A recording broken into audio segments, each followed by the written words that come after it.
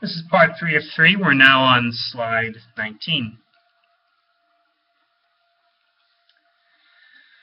There were changes in society during this time that were interesting and important. Some of them ran their full course and continued forward. Some of them did not.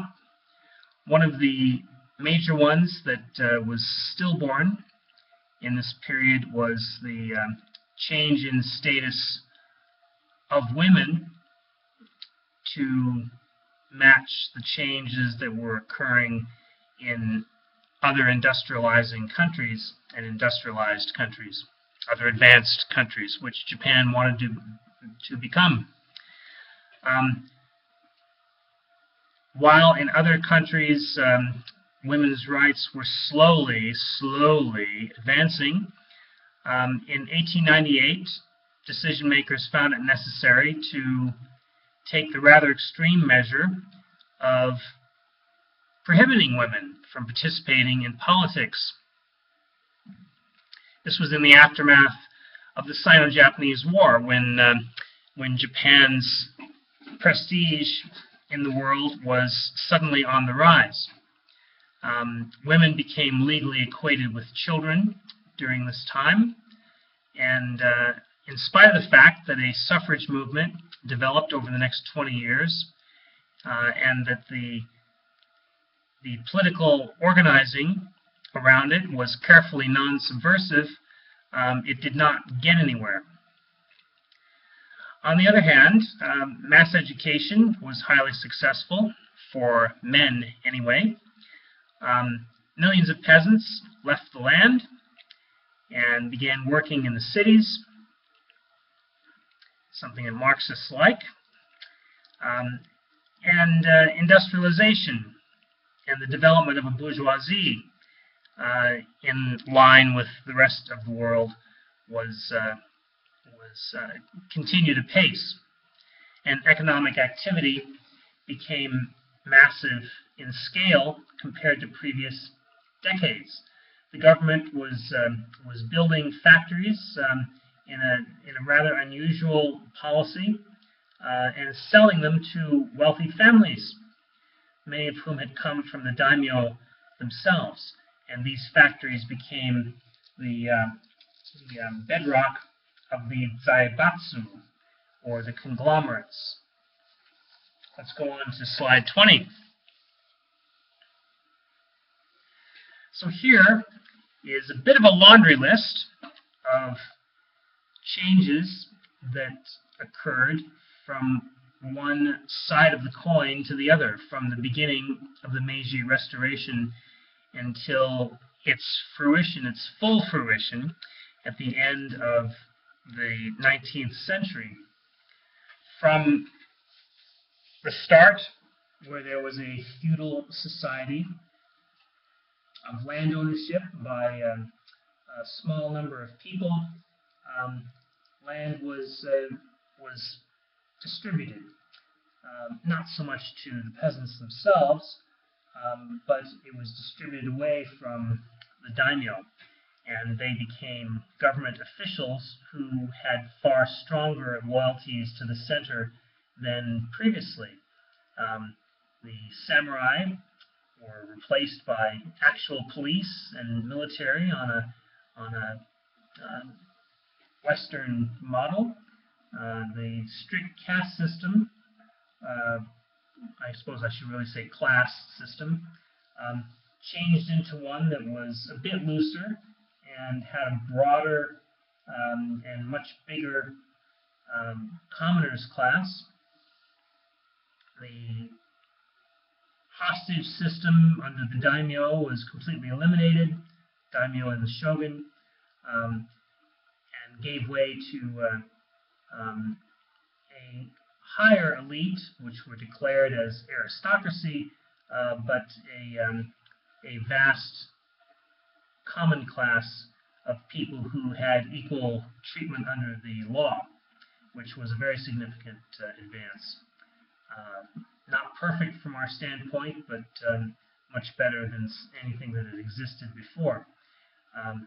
The The Tokugawa successor presided over the upper house of the Diet, and indeed this became like a House of Lords where the daimyo held seats and were considered to be a check on the common aspirations of the lower house, which was elected, in part at least, from ordinary people. The samurai were pensioned off and disarmed, and were no longer such a unstable threat to society, and Japan moved toward becoming an active and aggressive participant in world politics. Let's go on to slide 21. So that takes us to Japan abroad, a much more aggressive and active participant in world politics that was determined to project power not only into Korea but to points beyond. A country that had transformed itself from an isolated island nation, unable to defend itself from modern naval power, into one with a very potent military, clearer borders and sovereignty, and the ability to force renegotiation with the imperialist powers, a long sought-after achievement to negate the unequal treaties.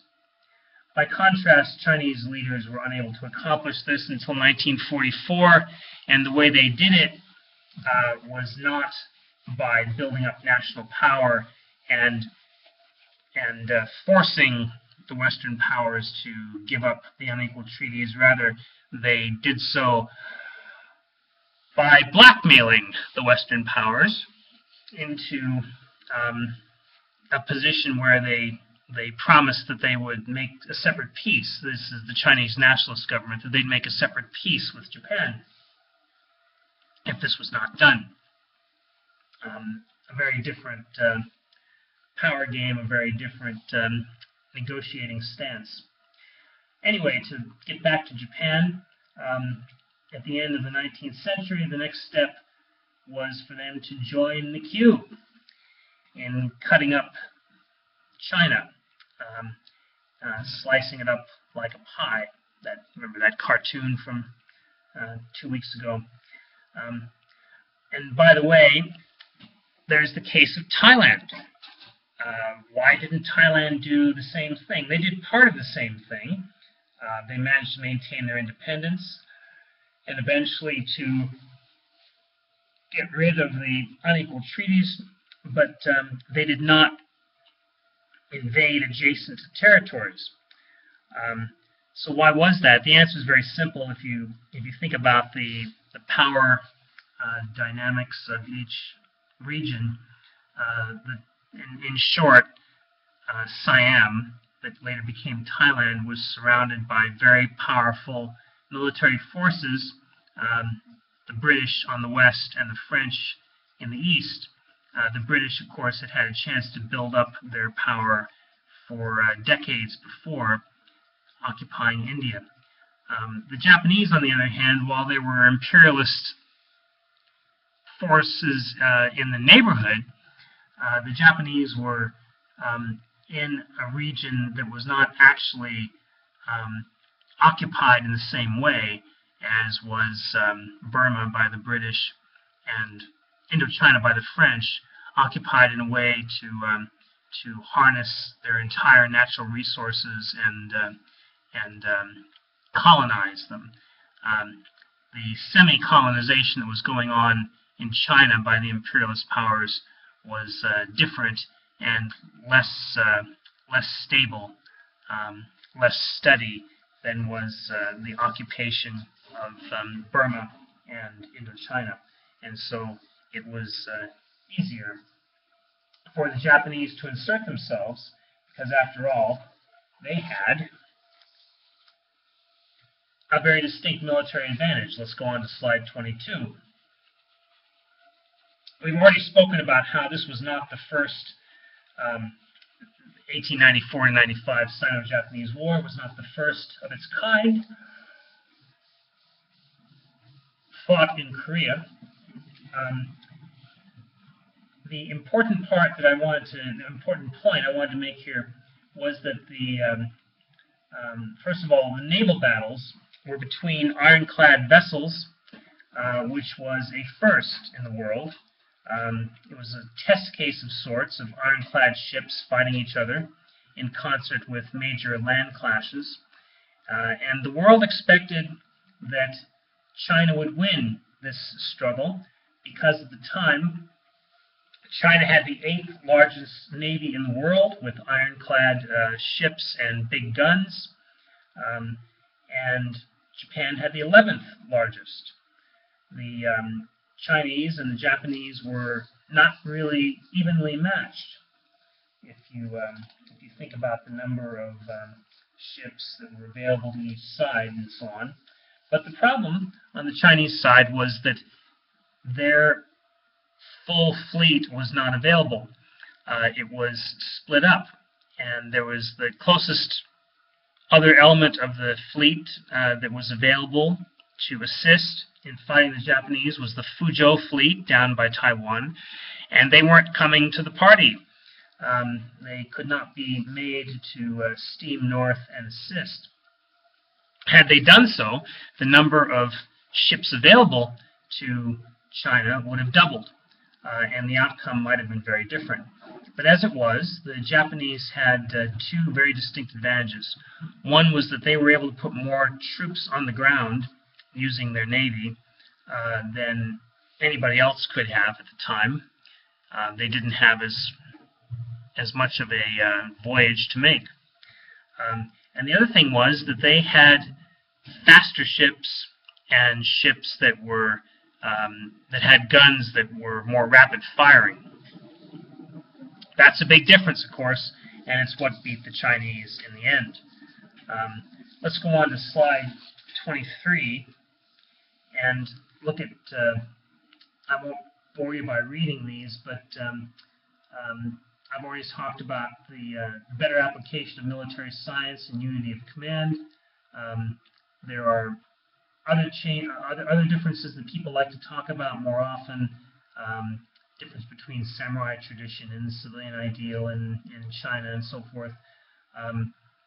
But it's very important to keep in mind these other things that have to do with actual ability to deliver firepower on the ocean and on the ground. As well, it's important to consider what resulted from this war, and that was a huge indemnity. The amounts are at the bottom of this slide, and you can see that I've noted, thanks to somebody else's research, that the amount of money was enormous and cut the Chinese budget in half in subsequent years and basically ruined them. This, along with the Boxer indemnities that followed in 1900, when the foreign powers invaded northern China and took over Beijing. There's that 55 Days in Peking movie for you again. And it resulted in a big turnaround. Whereas before, the Chinese had a reasonable amount of money to spend on military, and the Japanese did not.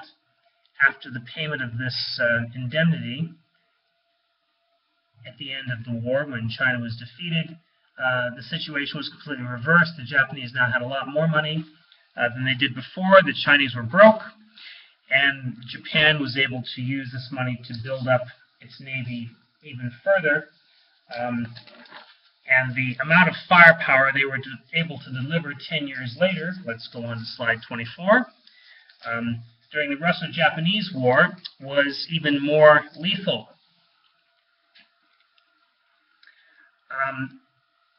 The Russo-Japanese War included two major battles that destroyed the Russian Navy.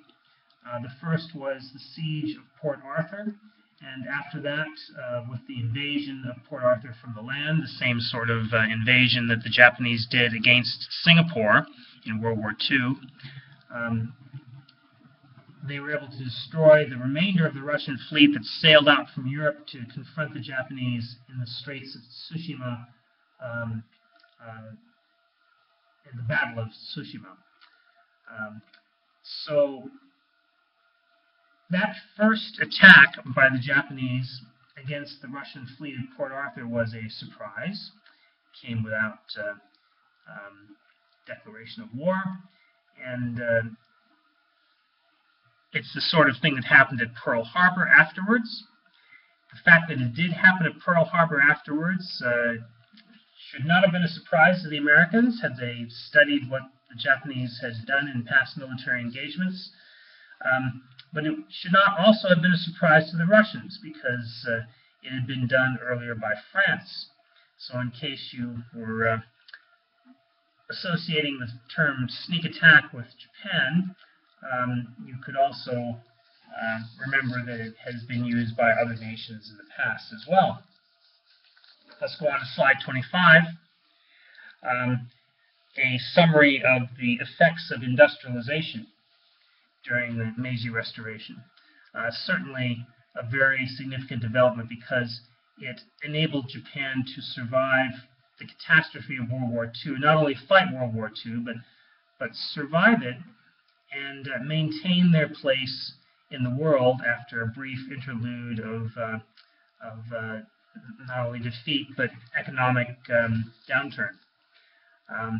Industrialization was largely a result of a very determined government effort to provide industry with every possible advantage, and it was pursued with great efficiency. The beneficiaries of the policies to favor the assembly of these large business conglomerates, the zaibatsu, were often the former daimyo themselves, and this model was also used in the 1950s and 60s by Korea to create the so-called chaebol, which are basically the same thing. Huge conglomerates that combine large land holdings, access to government-sanctioned advantages in taxes and tariffs and other incentives, mostly unregulated business environment that allows the creation of these huge empires of banks, landowning interests, manufacturing, transport, and sales, and so on.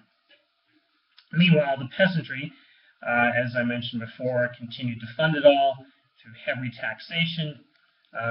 This formula to squeeze them without prompting them into an unacceptable level of uprisings was worked out by the end of the century. It certainly wasn't perfect, and it certainly seems odious as we look back on it, but it functioned better than it had during any previous age. Meanwhile, defense spending was very key, both to strengthen the country and grow the economy. It created a nation that was ready, willing, and able, hungry to extend itself to Korea, but also to go farther than ever in previous history. And next week, we will explore how that was done, not only by Japan, but by the rest of the imperialist club in China. And with that, I hope you have a happy weekend. Good luck with your postings.